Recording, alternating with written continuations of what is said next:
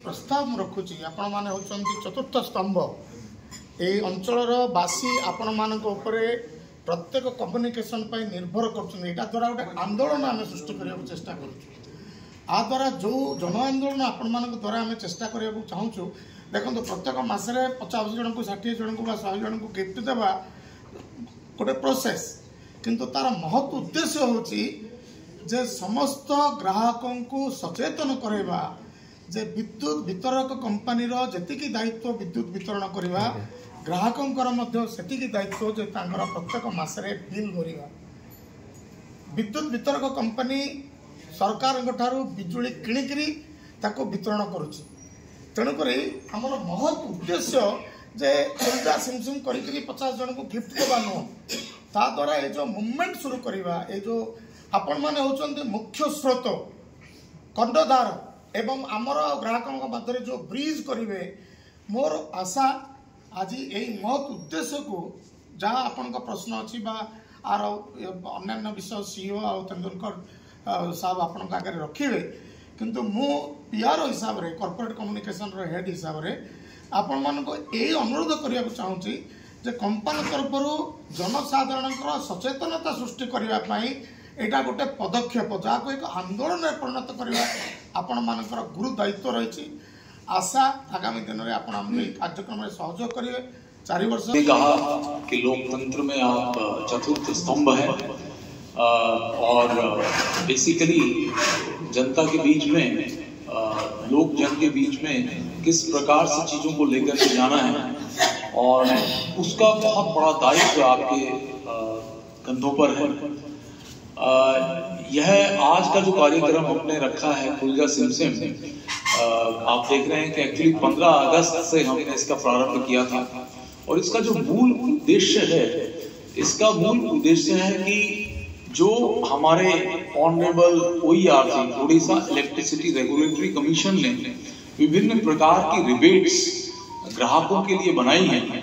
उसके बारे में लोगों में सचेतना लाई जा सके और लोगों को इस चीज के लिए प्रेरित किया जा सके कि सब अपना बिल समय से भुगतान करें और समय से भुगतान करने के लिए जो रिबेट ऑनरेबल OERC ने रखी हैं उनका लाभ उठा सके। अब क्यों समय से बिल पे करना जरूरी है उसके विषय में हम थोड़ा आपको बतलाना चाहेंगे। देखिए टैरिफ जो होता है वो एक ऐसा प्रोसेस होता है कि जिसमें जितने भी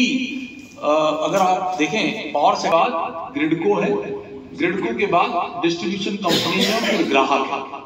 अब जितना भी वैल्यू चेन है चाहे जनरेटर से लेकर के ट्रांसमिशन ग्रिडको ये पूरे सिस्टम के लिए जो रेवेन्यू की जिम्मेदारी है वो डिस्ट्रीब्यूशन कंपनी को मिली होती है और उसका जो टैरिफ के किस टैरिफ पे बिल किया जाएगा उसका निर्धारण जो है ऑनरेबल OERC करता है। सारे स्टेक होल्डर्स की जो याचिकाएं होती हैं या पेटिशन होती हैं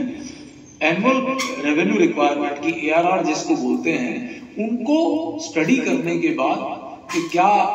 आने वाले साल में खर्चे होंगे, क्या आने वाले साल में लॉसेस कम करने होंगे, किस प्रकार से जो है डिमांड रहेगी, कहाँ पे किस क्षेत्र में कस्टमर बढ़ेंगे, किस क्षेत्र में डिमांड बढ़ेगी, उन सबको देखते हुए टैरिफ का निर्धारण होता है। पिछले 3 वर्षों में अगर हम देखें पिछले 3 वर्षों में जिस प्रकार से हमें ऑनरेबल OERC ने टारगेट दिया है हम उस टारगेट के हिसाब से लॉसेस कम करते आ रहे हैं यानी कि 10 पैसे का स्कीम के माध्यम से खुलजा सिमसिम स्कीम के ज्यादा कस्टमर्स इसके लिए प्रेरित हों, ज्यादा से ज्यादा कस्टमर्स इसके लिए इसमें सहभागिता निभाने की चेष्टा करें। यह इसलिए भी जरूरी है आप समझिए कि जो लोग पे नहीं करते हैं बेसिकली उनका जो बर्डन है जो समय से पे कर रहे हैं वो उठा रहे हैं।